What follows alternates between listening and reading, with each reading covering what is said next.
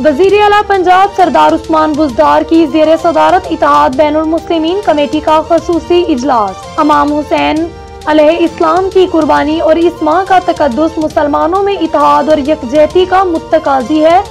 सूबे में फिरका वाराना हम आहंगी के लिए इत्तेहाद बैनुल मुस्लिमीन कमेटी का किरदार हमेशा से काबिले कदर है। एहतियात के पेश नज़र मुहर्रमुल हराम के दौरान भी कोरोना SOPs को मद्देनजर रखा जाएगा। वज़ीर आला पंजाब सरदार उस्मान बुज़दार का मौका। हुकूमत पंजाब मुजालिस और जलूसों की हिफाजत के सिक्योरिटी प्लान पर मुकम्मल अमल दरामद को यकीनी बनाएगी। इंतजामिया और सिक्योरिटी के अदारे मरबूत मवासलाती निज़ाम के जरिए आपस में करीबी राब्ता रखेंगे। सीनियर पुलिस और इंतजामी अफसर तमाम जलूसों की खुद मॉनिटरिंग करेंगे।